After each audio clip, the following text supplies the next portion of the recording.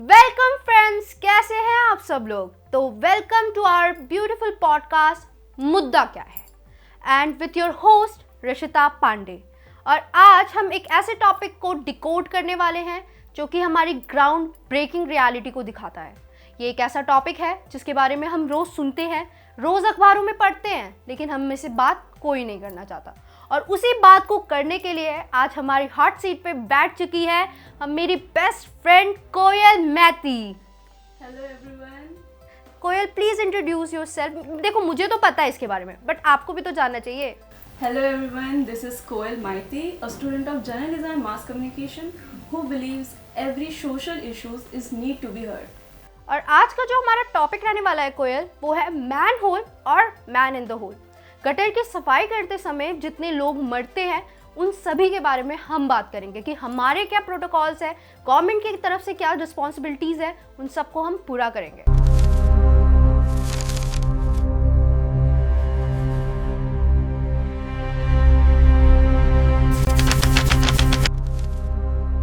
Topic तो काफी dark choose किया है ऋषिता तुमने, but it's a high time to talk about.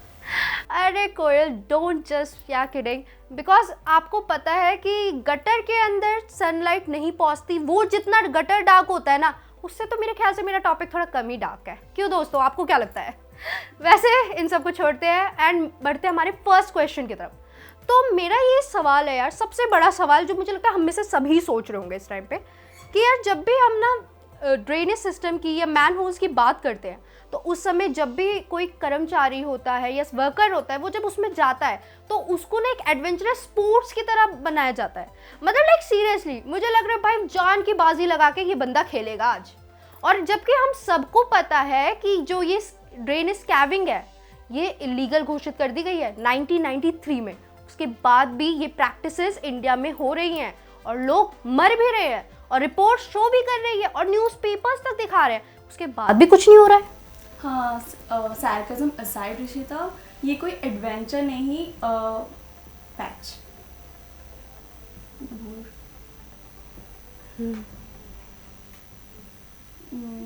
क्या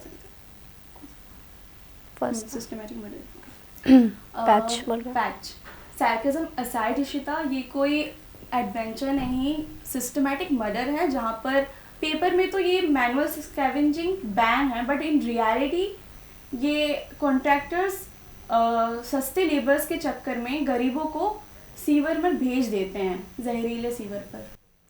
एंड सेफ्टी गियर्स के नाम पे क्या होता है उनके पास? यानी कि मतलब वो 10 रुपए का जो सर्जिकल मास्क होता है, जिससे मुझे लगता है डस्ट भी नहीं रुकती है, क्योंकि मेरी तो नहीं रुकती है।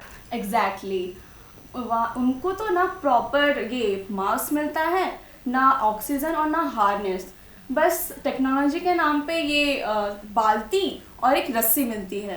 और एक्चुअली आई मीन सीरियसली कोयल, बाल्टी और रस्सी, भाई कुएं से भी आजकल लोग पानी नहीं निकाल रहे बाल्टी और रस्सी से। यहाँ पे तो हम लोग हैंडपंप पे पहुंच तो गए हैं और अब तो टैप वाटर्स भी है। उसके बाद भी हम ड्रेनेज के नाम पे हम 18वीं सदी में पहुंच चुके हैं। मुझे लग रहा है 18th सेंचुरी ड्रेनेज सिस्टम हम बात कर रहे हैं। इंडिया मॉडर्न हो चुका है, AI वर्ल्ड में राज कर रहा है, बट हमारा ड्रेनेज सिस्टम कैसे चल रहा है? वो 18th सेंचुरी वाला चल रहा है। हम नालियों में घुसते हैं, सफाई करते हैं, गंदे होते हैं, नहाते हैं, यही बात है। बट ये यहाँ तक मुझे लगता है फिर भी ठीक था, लेकिन जब हम उसी नाली के अंदर वर्कर्स जाते हैं और उसके बाद जब मर जाते हैं, ये एक हार्श रियलिटी हो जाती है यहाँ पे।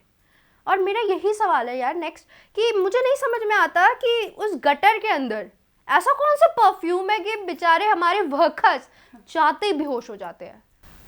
ऋषिता, वहाँ एक डेडली कॉकटेल्स का बहुत सारे कॉम्बिनेशन है, जहाँ पर कोई भी जाएगा तो तुरंत उसकी मौत हो जाएगी। लाइक उधर मीथेन है जो कि ऑक्सीजन को डिस्प्लेस कर देता है और हाईली फ्लेमेबल है। वहाँ पर हाइड्रोजन सल्फाइड होता है जो कि रोटेन एग जैसा स्मेल करता है और तुरंत नर्वस सिस्टम में जाके ब्लॉक कर देता है। ओह गॉड। हाँ, और उसमें कार्बन मोनोऑक्साइड भी होता है जो कि जिसे हम साइलेंट किलर के नाम से भी जानते हैं। अब मुझे लगता है कि इतनी ज़्यादा गैसेस अगर वहाँ पे मौजूद हो, तो इसका मतलब जो हमारे वर्कर है उसके लंग्स में ऑक्सीजन नहीं जा रहा है, उसके लंग्स में जा रही है ये जहरीली गैसेस। और इसी का एक रीज़न है कि इतना, एक तो अंदर होता है हमारा जो गटर वगैरह होता है और उसमें इतनी स्मेल, उससे तो भाई कोई भी मर सकता है।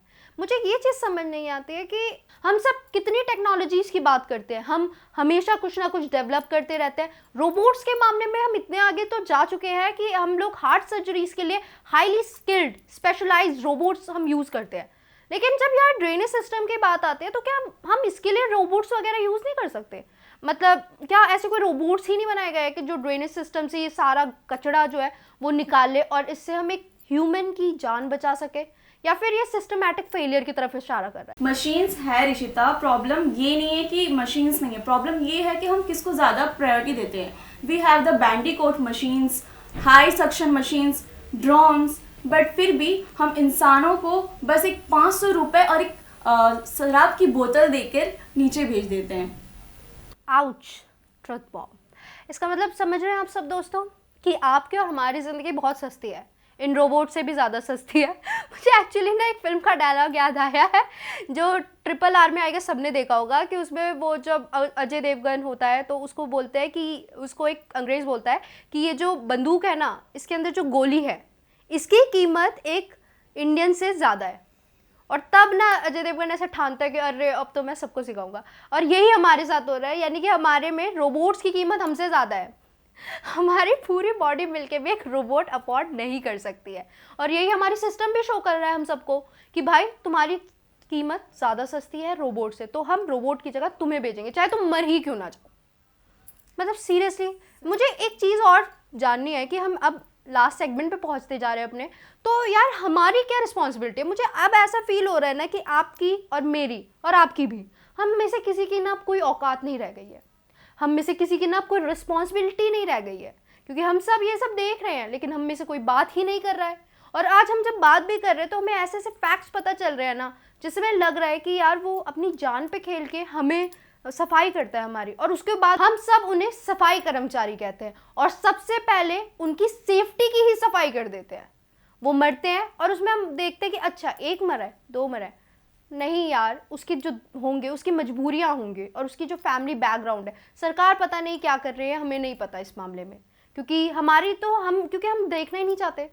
हमारी अगर रिस्पॉन्सिबिलिटी हम समझते तो हम जाके देखते, पूछते कि सरकार ने इस पर क्या किया, लेकिन नहीं, लोग मर रहे हैं, न्यूज़पेपर में आ रहा है, हम पढ़ते हैं और फिर अपने डेली वर्क पे लग जाते हैं।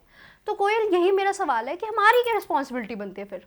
रिस्पॉन्सिबिलिटी बहुत बड़ी है ऋषिता। अगर आप कहीं पर किसी इंसान को सीवर में जाते हुए देख रहे हैं बिना सेफ्टी गियर के, तो तुरंत 112 डायल कीजिए या फिर अपने करीबी म्यूनिसिपैलिटी को टैग कीजिए।